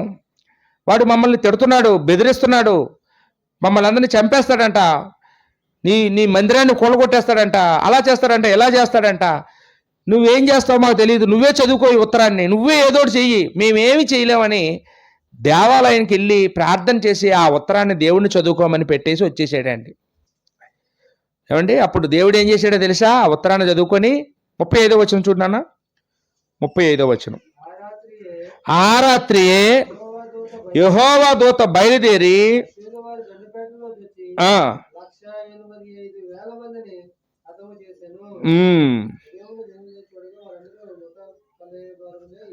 తెల్లవారు లేసి యుద్ధానికి వెళ్ళి యోధావారిని ఓడించేద్దామని ప్రిపేర్గా ఉన్నారు వాళ్ళు. ఆ రాత్రి ఏమైందంటే అశ్షూరీయులు దండుపేటలోకి ఒక దూతను దేవుడు పంపించాడంట. ఒక్క దూత అండి, ఒక్క దూత వచ్చి 1,85,000 మంది అశ్షూరీయుల్ని చంపేసిపోయాడండి. తెల్లాలు లేచి వాళ్ళకి కాఫీలు టిఫిన్లు ఇద్దామని వెళ్ళి చూస్తే అందరూ చచ్చున్నారంట. సైనికులు అందరూ ఇంకే యుద్ధానికి వస్తారో, ఇంకే యోధావారిని ఓడిస్తారు. దేవుడు ఉత్తరం బాగా చదివాడు కదా అండి. అమ్మ, మనం కూడా ఏం చేయాలండి, మనకి ఏదైనా సమస్య వచ్చినప్పుడు కుంగిపోయి ఏడవకుండా దేవుడికి ప్రార్థన చేయాలి, దేవుడికి తెలియజేయాలి. ఏమండి, మనల్ని ఎవరో ఏదంటే మనం కాదు పగ తీర్చేసుకోవడం, మనం కాదు వాళ్ళతో పోరాడడం. మనం ఎవరితో పోరాడాలమ్మా? సాతానుతో పోరాడాలి, మనుషులతో కాదు. మనం పోరాడిన శరీరులతో కాదన్నాడు పౌలు గారు. కాబట్టి మన శత్రువుల విషయంలో మనల్ని హింసిస్తున్న వాళ్ళ కోసం మనం ప్రార్థన చేస్తే దేవుడు వాళ్ళ పగ తీర్చుకుంటాడు వాళ్ళ మీద. ఈ హిజ్కియా అయితే చేతులు ఎత్తేసాడు, నేనేం చేయలేను మహాప్రభు అని. కానీ దేవుడు తన పిల్లల్ని విడిచిపెట్టలేదు. ఆ అపాయంలో దేవుడు ఎంత జోక్యం చేసుకున్నాడో ఒకే ఒక్క దూతను పంపాడట. కోటాను కోట్ల దూతల్లో ఒక్క దూతను పంపితే ఆ ఒక్క దూత వచ్చి శత్రు సమూహం లేకుండా మొత్తం తుడిచిపెట్టేసాడండి. యేసుక్రీస్తు వారు గెత్సెమనే తోటలో ఉన్నప్పుడు ఆయన బంధించడానికి వచ్చినటువంటి ఆ రోమా సైనికులలో మలుకు అనేవాడు ఒకడు ఉంటాడు. ఆయన యేసుప్రభు మీద చెయ్యగానే వెంటనే పేతురు తన దగ్గర ఉన్న కత్తి తీసుకుని ఆయన చెవి నరికేశాడంట అండి. చెవి నరికిన వెంటనే యేసుప్రభు ఆ పడిపోయిన చెవిని తీసుకెళ్ళి మళ్ళీ ఆ సైనికుడికి అతికేశాడు. అతికేసి పేతుర్ని గద్దించాడండి. మత్తయి సువార్త 26వ అధ్యాయం అండి. మత్తయి సువార్త 26వ అధ్యాయం 53వ వచనంలో అప్పుడు యేసుప్రభు పేతురుతో మాట అంటాడండి. పేతురు, నేను నా తండ్రిని వేడుకుంటే ఈ సమయంలో నా తండ్రి నాకు 12 సేనా వ్యూహాల కంటే ఎక్కువ మంది దూతలు పంపడా? నువ్వు అనుకుంటున్నావా? నేను అడగలేనా? అడిగితే నా తండ్రి పంపలేడా? అంటే అక్కడ సేనా వ్యూహం అనే దగ్గర పుట్నోట్స్లో 6,000 అని రాసిందండి. అంటే ఒక సేనా వ్యూహం పంపితే 6,000 మంది దూతలు దిగుతారనమాట. 12 సేనా వ్యూహాల్లో ఒకవేళ పంపమని అడిగితే 72,000 మంది దూతలు దింపుతాడు దేవుడు. 72,000 మంది దూతలు కానీ ఒకవేళ వస్తే ప్రస్తుతం ఈ భూమి మీద ఎంతమంది మిగులుతారండి? అంటే ఒకసారి ఆలోచించండి. ప్రజెంట్ మన భూమి మీద ఉన్న మనుషుల సంఖ్య 850 కోట్లు.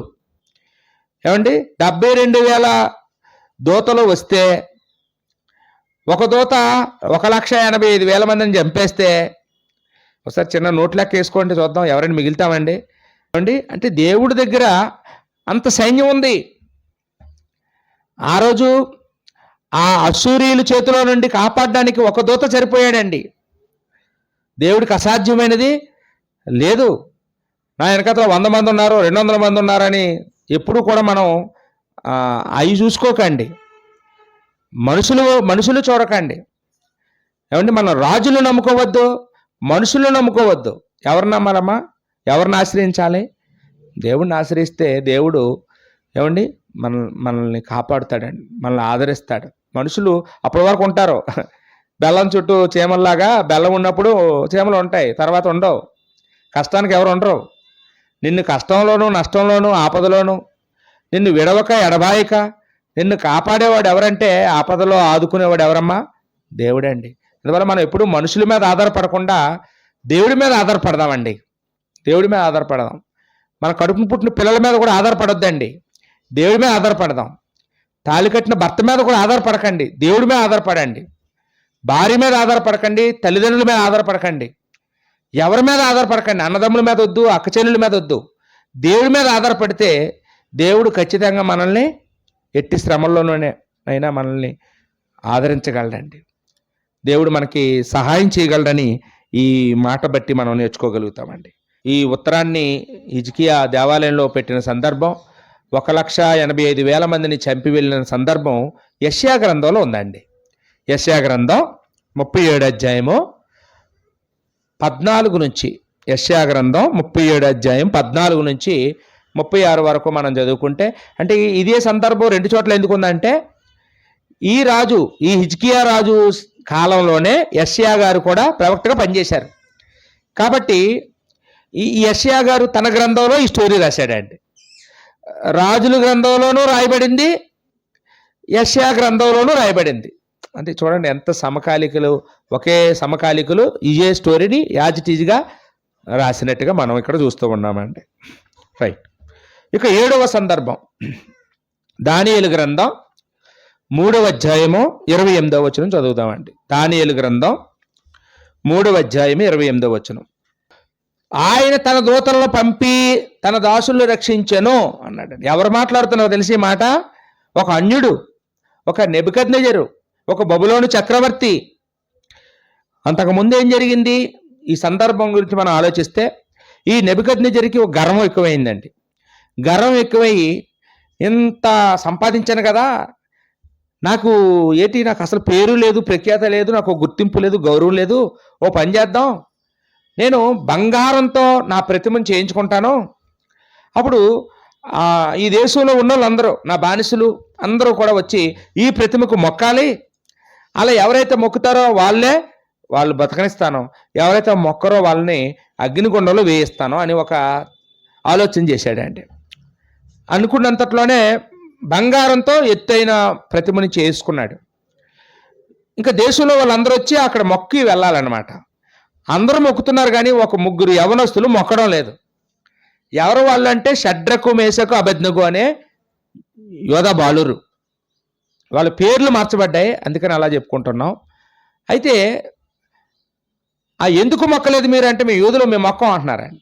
మీరు మొక్కకపోతే రాజుగారు మిమ్మల్ని అగ్నిగుండంలో వేసేస్తారని చెప్తే, మా దేవుడు మమ్మల్ని అగ్నిగుండంలో నుంచి కాపాడడానికి, రక్షించడానికి సమర్థుడు. ఒకవేళ మా దేవుడు మమ్మల్ని రక్షించకపోయినా సరే, మేం మాత్రం ఆ ప్రతిమకు మొక్కం, ఏం చేసుకుంటారో చేసుకోండి అన్నారండి. అప్పుడు రాజుగారి కోపం వచ్చింది. వీళ్ళు ఇంతలాగా మాట్లాడతారని ఆ అగ్నిగుండాన్ని మరో 7 రెట్లు రాజబెట్టించాడంటండి. అంటే అప్పటి వరకు ఉన్న నిప్పుల కంటే 7 రెట్లు నిప్పులు వేయించాడు అందులో. అప్పుడు ఆ సిచ్యువేషన్ చదివితే మనకు అక్కడ అర్థమైంది ఏంటంటే, వాళ్ళని తీసుకెళ్లి అగ్నిగుండంలో తొయ్యడానికి వెళ్ళిన సైనికులు చచ్చిపోయారంటండి ఆ వేడికి తట్టుకోలేక తొయ్యడానికి వెళ్ళోళ్ళు తొయ్యకుండానే చచ్చిపోయారు. అంత కాకగా ఉందండి అగ్నిగుండం. కానీ అగ్నిగుండంలో పడిపోయినటువంటి ఈ ముగ్గురు వ్యక్తులు మాత్రం చనిపోలేదు. వాళ్ళు అక్కడ నలుగురు వ్యక్తులుగా కనపడుతున్నారండి బయటికి. తోసింది ముగ్గురుని కదా, నలుగురు ఉన్నారు ఏంట్రా లోపల అని రాజుగారికి అనుమానం వచ్చింది. ఒకసారి వాళ్ళని బయట తీయండి అన్నారు. వాళ్ళు తిరుగుతున్నారేంటి, చచ్చిపోవాలి కదా, తోసిన వాళ్ళు చచ్చిపోయారు, వీళ్ళు చచ్చిపోలేదేంటని బయటికి తీస్తే వాళ్ళ బట్టలు కాలలేదంట, వాళ్ళ దగ్గర కనీసం వాసన కూడా, కాలిన వాసన కూడా రాలేదు.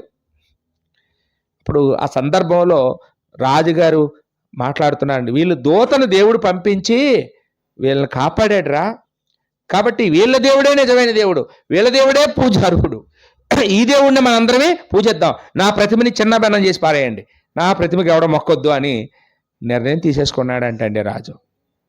ఏమండి, నిజంగా ఆ షడ్రకు మేషకు అబేద్నెగోలాగా శ్రమలు వచ్చినప్పుడు, శోధనలు వచ్చినప్పుడు, కష్టాలు వచ్చినప్పుడు మనం కూడా దేవుడి పక్షంగా నిలబడితే దేవుడు రక్షిస్తాడని, రక్షించకపోయినా పర్వాలేదు నేను మాత్రం తప్పు చేయనని మనం కనుక నిగ్రహించుకోగలిగితే ఖచ్చితంగా దేవుడు తన దూతను మనకి కూడా పంపిస్తాడండి. మన ఇంట్లో మనం ఇద్దరమే ఉంటే మూడో వ్యక్తిగా దూతుంటాడు, నాలుగో వ్యక్తిగా దూతుంటాడు. ఖచ్చితంగా మన కష్టాల నుండి మనల్ని దేవుడు విడిపిస్తాడు అనడానికి ఇంతకంటే మనకి పెద్ద ఆధారం ఏం అక్కర్లేదండి. ఇంకా మనం 8వదిగా మనం చూస్తే దానియేలు గ్రంథంలోనే 6వ అధ్యాయం, దానియేలు గ్రంథం 6వ అధ్యాయం 21-22 వచనాలు చదువుతామండి. దానియేలు దర్యావేషు అనే ఒక రాజుతో మాట్లాడుతున్నాడండి. దానియేలు 3 రాజుల కాలంలో పనిచేశాడండి. నెబుకద్నెజరు కాలంలో, అతని కుమారుడి కాలంలో, అలాగే మాదీయ పార్శిక రాజు అయినటువంటి దర్యావేషు కాలంలో కూడా పనిచేశాడు. ఇక్కడ మనం చూస్తే దర్యావేషు చాలా మంచోడు, దానియేలుని బాగా మెచ్చుకునేవాడు. దానియేలుకి రాజు ఉద్యోగం ఇచ్చాడు, అక్కడ రాజు దగ్గర సలహాదారుడిగా ఉన్నాడు. అయితే రాజు దగ్గర పనిచేస్తున్న మిగతా ఉద్యోగులు దానియేలును చూసి అసూయ పడేవారు. ఈయన యూదుడు, మన జాతోడు కాదు, ఎక్కడి నుంచి వచ్చిన బానిస, ఈ బానిసకి ఎంత ఉద్యోగమా, బానిసకి ఎంత గౌరవమా, ఎలాగైనా వీళ్ళిద్దరికి చిచ్చు పెట్టాలి, వీళ్ళిద్దరిని వేరు చేయాలి, ఇతన్ని చంపేయాలని ఆలోచన చేశారు. అప్పుడు రాజు దగ్గరికి వెళ్ళి రాజుగారి దగ్గర ఒక శాసనం చేసుకున్నారు వాళ్ళందరూ. అయ్యా, మేమందరం నెలల పాటు మా ఇష్టదైవాళ్ళు ప్రార్థించడం మానేసి మీకే ప్రార్థన చేస్తామండి, మీకు తప్ప మరి ఏ దేవుడికి కూడా మేము ప్రార్థన చెయ్యం, ప్రార్థన చేస్తే మమ్మల్ని సింహబోన్లో వేసేయండి అని ఒక శాసనాన్ని వాళ్ళంతలో వాళ్ళే చేసుకున్నారు. రాజుగారికి చెప్పారు, ఇది నీకోసమేనండి, నీ ఘనత కోసమేనండి, నీ గొప్ప కోసమేనండి అనేటప్పటికీ రాజుగారు మొహమాటంతో కాదని లేకపోయారు, ఆమోదం చేశారు. ఆమోదం చేసిన తర్వాత వీళ్ళకి తెలుసు ఇతను ప్రార్థనాపరుడు, ఖచ్చితంగా ప్రార్థన చేస్తాడు, రోజుకి 3 సార్లు ప్రార్థన చేస్తాడు, ఈయన దగ్గరికి వెళ్ళి మనం పట్టుకుందాం అనుకున్నారు. కరెక్ట్గా ఆయన టైం అంటే టైమే ప్రార్థనకి వెళ్ళిపోయాడు. ఇంటికి వెళ్ళిపోయినట్టు తలుపులో కిటికీలో వేసేసుకొని ప్రార్థన చేయలేదంట. ఆయన యెరూషలేము వైపు కిటికీ తెరిచి ప్రార్థన చేస్తున్నాడు. ఎందుకంటే సొలొమోనుకి దేవుడు వరం ఇచ్చాడండి, ఈ మందిరం వైపు ఏ దేశంలో, ప్రపంచంలో ఏ దేశంలో ఉన్నోడైనా ఈ మందిరం వైపు తిరిగి ప్రార్థన చేస్తే వాళ్ళ ప్రార్థనను ఆలకించాలని సొలొమోను అడిగేటప్పుడు దేవుడు వరం ఇచ్చాడు, అలాగే అన్నాడు. ఏమంటే అది తరతరాలుగా వాళ్ళు పిల్లలు చెప్పుకోవడం వల్ల ఈయన కూడా యెరూషలేము వైపు కిటికీ తెరిచి, పరాయి దేశంలో ఉన్నప్పటికీ యెరూషలేము వైపు కిటికీ తెరిచి ప్రార్థన చేయడం మొదలుపెట్టాడండి. ఆయన ప్రార్థన చేయగా వీళ్ళు వచ్చి, ఈ శత్రువులు వచ్చి చూశారు. చూసి రాజుగారి దగ్గరికి అతను ఈడ్చుకెళ్ళారు. ఇదిగోండి ఇతను శాసనాన్ని మీరాడు, ఇతను ప్రార్థన చేశాడు, మేము చూసాం, మరి మన శాసనం ప్రకారం ఇతన్ని సింహం బోన్లో వేయాలి అన్నారు. రాజుగారు శాసనం చేసిన తర్వాత రాజు తన శాసనాన్ని మళ్ళా తప్పలేడండి, వెనక్కి తీసుకోలేడు, పక్షపాతం ఉండకూడదు రాజుకి, కాబట్టి అమలు చేసేయమన్నాడు. తీసుకెళ్లారు, దానియేలు సింహం బోన్లో వేసేశారు. కానీ రాజుకి నిద్ర పట్టలేదు. ఇంటికి వెళ్ళాడు కానీ దానియేలు మంచివాడు, అలాంటి దానియేలు మళ్ళా దొరకడు. అలాంటి మంచి వ్యక్తి, అలాంటి నిజాయితీపరుడు, అలాంటి భక్తిపరుడు, అలాంటి జ్ఞానవంతుడిని నేను ఎప్పుడు చూడలేను ఇంకా. అయ్యో మంచోడిని పోగొట్టుకున్నానే అని ఆయన ఎంతో బాధపడిపోతున్నాడు. ఇంటికి వెళ్ళి తెల్లవారితే ఎప్పుడు తెల్లవారుతుందా, ఎప్పుడు వెళ్తానా అని దానియేలుని చూడడానికి వచ్చేసాడండి. అంటే ఆ సందర్భం ఇప్పుడు ఒకసారి మళ్ళీ చూద్దామండి. అతడు గృహ దగ్గరకు రాగానే దుఃఖ స్వరముతో దానియేలును పిలిచి, జీవము గల దేవుని సేవకుడైన దానియేలు, నిత్యము నీవు సేవించుచున్న నీ దేవుడు నిన్ను రక్షింపగలిగినా అని అతను అడిగాను. అందుకు దానియేలు, రాజు చిరకాలం జీవించునుగాక, నేను నా దేవుని దృష్టికి నిర్దోషినిగా కనపడితిని గనుక ఆయన తన దూతను అంపించి సింహములు నాకు ఏ హాని చేయకుండా వాటి నోళ్లు మూయించెను. రాజా, నీ దృష్టికి నేను నేరము చేసిన వాడును కాను కదా నేను. నా దేవుడి దృష్టికి నేరం చేసినను కాదు కాబట్టే నా దేవుడు తన దూతను పంపించి సింహాల నోళ్ళు మూయించాడు. ఏమండి, నీ దృష్టికి కూడా నేను నేరం చేసినాను కాకపోతే నువ్వు కూడా నాకు సాయం చేయొచ్చు, ఇక్కడ నుంచి తీయించవచ్చు బయటికి అని. వెంటనే రాజు దానియేలు నిర్దోషి అని చెప్పి అతని మీద కుట్ర చేశారని తెలుసుకొని అతన్ని బయటికి తీయించి, ఎవరైతే కుట్ర చేశారో వాళ్ళని వేయించాడట, అందులో వాళ్ళ ఫ్యామిలీని వేయించాడంట. అవంటే కిందని పడకుండా తినేసేయంటండి సింహాలు. ఎన్ని సింహాలు ఉండుంటాయండి? ఈ వేసిన వాళ్ళందరినీ డజన్ల మందిని వేస్తే చిన్న ముక్క కూడా కిందన పడకుండా మింగేసేయంట పడిని వెంటనే సింహాలు. ఈ లోపల ఎన్ని ఉంటాయండి సింహాలు? ఒకటా రెండా? ఒక సింహానికైతే ఒకడు సరిపోతాడు, మళ్ళీ ఆకలే వేయదు అట్లకి. మరి ఎన్ని వందల సింహాలు లోపల ఉన్నాయో, మరి ఆ రాత్రి అంతా ఆ సింహాలని దేవదూత ఎంత కంట్రోల్ చేశాడో ఒకసారి ఆలోచించండి. అందువల్ల దేవుడు మన పక్షంగా ఉన్నప్పుడు మనకి విరోధి ఎవడండి? ఎంత సింహాలనైనా మూయించగలడు దేవుడు, పరాక్రమశాలులైనా దేవుడు నిలబెట్టగలడు. అలాగా మన మీదకి అపాయం రాకుండా కాపాడగలడండి. ఇక్కడ మనం చదివినప్పుడు దేవుని దూతను పంపించి ఏమంటే దానియేలు ప్రాణాన్ని దేవుడు కాపాడినట్టుగా మనం ఇక్కడ చూస్తూ ఉన్నామండి. ఇక కొత్త నిబంధనకు వచ్చినప్పుడు క్రొత్త నిబంధనలో కూడా మనకి ఈ దేవదూత చేసినటువంటి సహాయాలు కనపడతాయండి. మనకి మొదటగా మనం మార్కు సువార్త 1వ అధ్యాయంలో 13వ వచనం, మార్కు సువార్త 1వ అధ్యాయం 13వ వచనంలో ఇక్కడ యేసుక్రీస్తు వారు 40 రోజులు ఉపవాసం ఉండి అరణ్యంలో సాతానుతో పోరాడి గెలిచి ఆయన ఇంటికి వచ్చాడండి. ఏమన్నా యుద్ధం చేసి వచ్చినోడు ఎలా అలసిపోతాడో, డ్యూటీకి వెళ్ళి వచ్చినోడు ఎలా అలసిపోతాడో, అలాగే యేసుప్రభు కూడా ఆ సమయంలో చాలా అలసిపోయాడండి. ఆ అలసిపోయినప్పుడు యేసుప్రభుకి ఎవరో పరిచర్య చేయడానికి ఎవరినో పంపించాడంట దేవుడు. ఎవరిని పంపించాడండి? దేవదూతలు పంపించాడంట. దేవదూతలు వచ్చి 40 రోజులు ఉపవాసం ఉండి సాతానుతో పోరాడి జయించి వచ్చిన అలసిపోయి ఉన్న యేసుప్రభుని ఏమండి ఆదరించడం కోసం, ఆయనకి బలపరచడం కోసం, ఆయనకి పరిచర్య చేయడం కోసం. పరిచర్య అంటే ఏంటండి? ఇప్పుడు మీరు ఆడవాళ్ళు మీ భర్తలు బాగా పొద్దుల్లా ఎండలో కష్టపడి మిమ్మల్ని పోషించడం కోసం ఎండనక వాననక పనిచేసి ఆ జీతం పట్టుకొని వచ్చి మీ చేతిలో పెట్టినప్పుడు మీరు ఎలా చూసుకుంటారండి? అమ్మ మా ఆయన ఎంత జీతం తెచ్చాడో ఈరోజు అని గబగబా వేడి నీళ్ళు పెట్టేస్తారు, వేడి అన్నం అందాక కాఫీ తాగండి అంటారు, లేకపోతే ఏదో చేసి మొత్తానికి వాళ్ళని కాళ్ళు నొక్కేస్తాం ఆగండి 5 నిమిషాలు పడుకోండి అంటారు.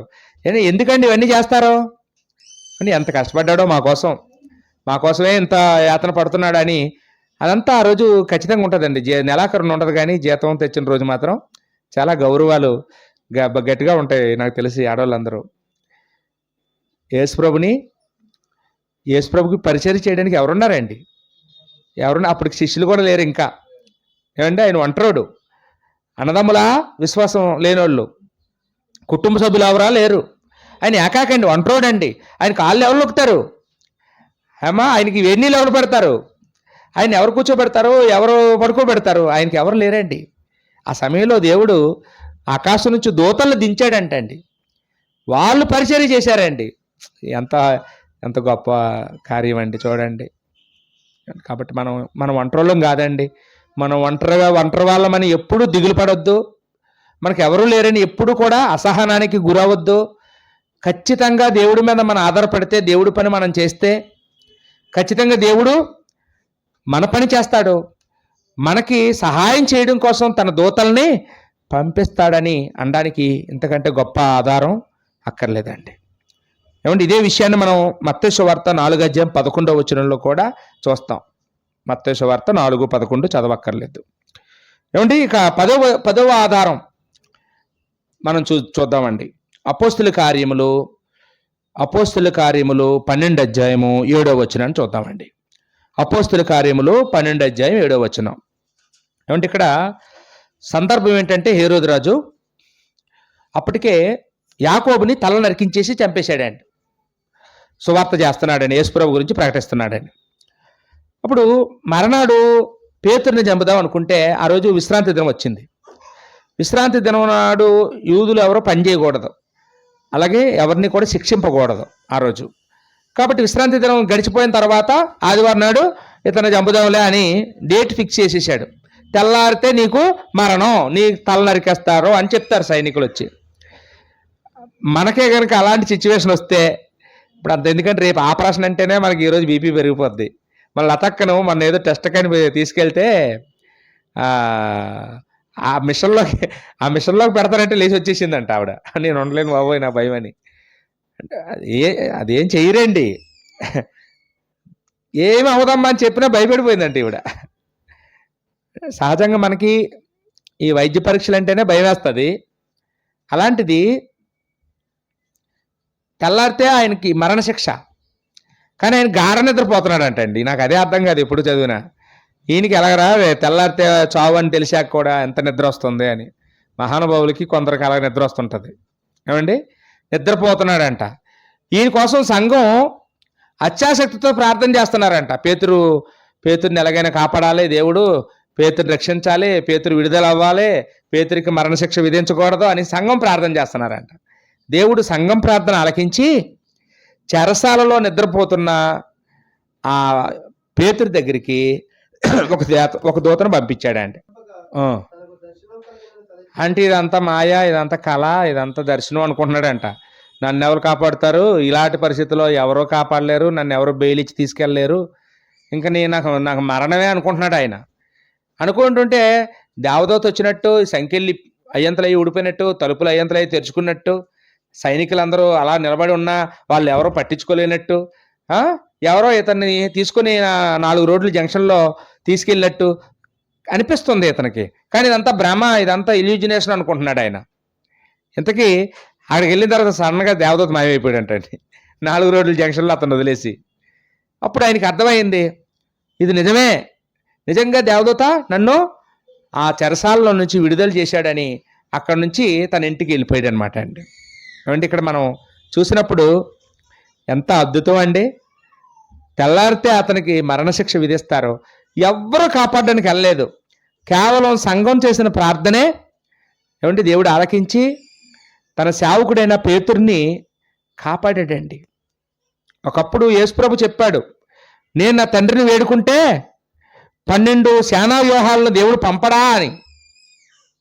అది గుర్తొచ్చే ఉంటుంది కదా పేతురికి. ఇప్పుడు సంఘం ప్రార్థన చేశారు, దేవుడు ఒక్క దూతను పంపితేనే నన్ను వదిలేశారు, నన్ను తీసుకొచ్చేశాడు. ఆ రోజు నేను తప్పు చేశాను, యేసుప్రభు ప్రార్థన చేయకనా, యేసుప్రభుని దేవుడు కాపాడలేకనా, ఆయన మా కోసం చనిపోవడానికి వస్తే నేనేమో ఆ మరణాన్ని అడ్డుపడడానికి నేను తప్పు చేశాను అని ఎంత రిలేజ్ అయి ఉంటాడో పేతురు ఆ సమయంలో. ఏమండి అంటే మన వరకు కూడా వస్తే కానీ మనకి అర్థం కాదండి. ఖచ్చితంగా ఈ ఉదాహరణలన్నీ మనం చదువుతున్నప్పుడు ఏమంటే మనకి ఏమనిపిస్తుంది అంటే, నా జీవితంలో కూడా దేవుడు ఎన్నోసార్లు తన దూతల్ని పంపిస్తున్నాడు, నాకు హెల్ప్ చేస్తున్నాడు. నేనే అంధత్వంతో గుర్తించలేకపోతున్నాను. నా మనోనేత్రాలు, ఆ గెహాజీ మనోనేత్రాలు తెరవబడినట్టు దేవుడు తెరిస్తే తప్ప నేను గమనించలేను. నేను ఎప్పుడు మనుషుల్లే చూస్తున్నాను, నా బంధువుల్లే చూస్తున్నాను, నా కుటుంబ సభ్యుల్లే చూస్తున్నాను, నా సంఘస్థుల్లే చూస్తున్నాను, కానీ దేవుడు చేసిన కార్యాలను చూడలేకపోతున్నానండి. దేవుడి కార్యాలు ఒకసారి మనం ఆలోచిస్తే ఎన్ని కార్యాలు మన పట్ల దేవుడు చేస్తున్నాడు, భవిష్యత్తులో కూడా చేస్తాడని ఇక్కడ మనం అర్థం చేసుకోగలమండి. ఇక చివరగా 11వ ఉదాహరణగా అపోస్తుల కార్యములు 27 చూద్దామండి. అపోస్తుల కార్యములు 27 23 పౌలు గారు అగ్రిప్పరాజు దగ్గర ఒక వినతి పెట్టుకుంటాడు. అయ్యా, నేను ఏ తప్పు చేయలేదు, నేను రోమా పౌరుషత్వం గలవాడిని, అన్యాయంగా నన్ను బంధించి ఇక్కడ పెట్టారండి, ఎవరు కూడా నాకు న్యాయం చేయట్లేదు, నా మొర ఎవరు వినటం లేదు, నేను రోమియన్ని, నన్ను శిక్షించే అధికారం ఎవరికీ లేదు, కాబట్టి నా గురించి నేనే, నా కేసు నేనే చక్రవర్తితో చెప్పుకుంటాను, కైసరి దగ్గరికి నన్ను పంపించండి, రోముకు పంపించండి అని అడుగుతాడు.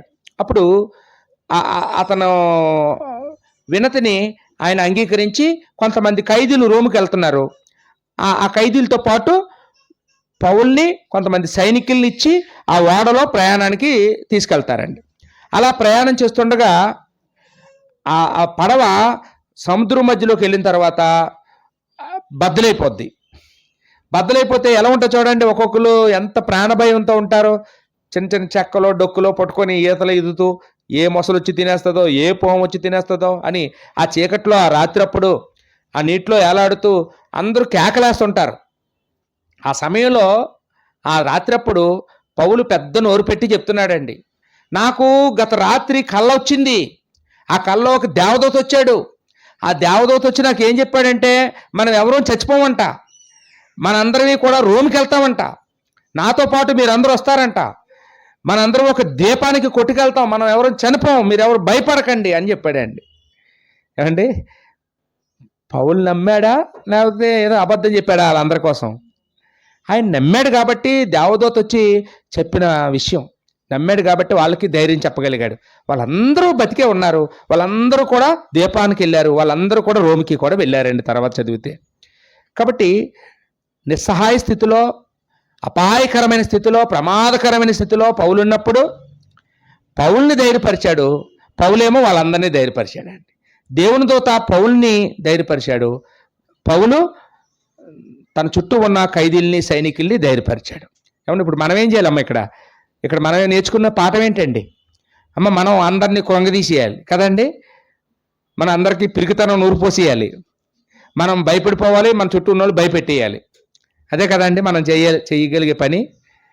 మనం ఏం చేయాలమ్మా?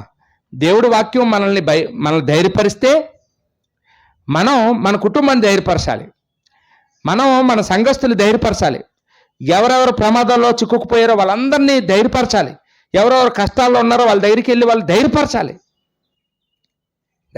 అండి. ఈరోజు దేవుని దూత మన దగ్గరికి వచ్చి కనపడి కళల్లో దర్శనాలు అయిన పోయాయి. ఇప్పుడు దేవుడు దూతలను పంపించి మాట్లాడడం ఏమంటే ఇప్పుడు ఎలా మాట్లాడతాడండి? ఆయన కుమారుడు ద్వారా మనతో మాట్లాడాడు, గ్రంథం ద్వారా ఇప్పుడు మాట్లాడతాడు. కాబట్టి ఈ మాటలు మనం చదువుకున్నప్పుడు ఈ మాటలు ఒకరికి చదివి వినిపించి ఒకళ్ళు ధైర్యం నూరిపోయాలండి. మనం పిరికితనాన్ని నూరిపోకూడదు. దేవుడి వాక్యం చెప్తే ధైర్యం వస్తుందమ్మా. ఇప్పుడు మీలో ఎవరికైనా ధైర్యం వస్తే చేతులు ఎత్తండి. దేవుడు ఈ దూతల్ని పంపుతూ ధైర్యపరచడం, సహాయం చేయడం మాత్రమే కాదండి, ఒకవేళ మనం దేవుడికి అవిధేయులుగా ప్రవర్తిస్తే మనకు బుద్ధి చెప్పడానికి కూడా దేవుడు దూతలు పంపుతాడని బైబిల్లో రాయబడిందండి. ఒకసారి సంఖ్యాకాండము 22 అధ్యాయం చూస్తే, సంఖ్యాకాండం 22 అధ్యాయం 23 వచనం నుంచి 33 వరకు మనం తర్వాత చదివితే ఇక్కడ బిలాము ప్రవక్త కనపడతాడండి. బిలాము ప్రవక్త బాలాకు అనే మోయాబు రాజు దగ్గర డబ్బులు తీసుకొని ఇశ్రాయేలుని శపించడానికి పూనుకున్నాడు. ఇప్పుడు ఈ బిలాం ప్రవక్తని దేవుడు వదిలేస్తాడా? ఏమంటే ఎంత కుట్ర చేసిన ఈయన్ని డబ్బు కోసం గడ్డి తిన్న ప్రవక్తని దేవుడు ఏం చేశాడో తెలుసా అండి? ఒక దూసిన ఖడ్గంతో ఒక దూతను పంపాడండి వాడిని చంపేయని. అప్పుడు ఆ బిలాము ఒక గాడిద మీద స్వారీ చేస్తూ తను ఇంటికి వెళ్తుంటే మార్గ మధ్యలో ఒక దూత సాసిన ఖడ్గంతో రెడీగా ఉన్నాడంట అండి. ఆ ఖడ్గంతో ఉన్న దేవదూతని గాడిద చూసిందంట అండి. గాడిద చూసి అది నడవలేదు. ప్రవక్త ఏమో ఏంటి నడవట్లేదని గుద్దేస్తున్నాడు, కొట్టేస్తున్నాడు, తిట్టేస్తున్నాడు, దెబ్బ మీద దెబ్బ, గుద్దు మీద గుద్దేస్తున్నాడు దీన్ని. కానీ ఇది వెళ్ళటం లేదు. ముమ్మారు గుద్దాడు.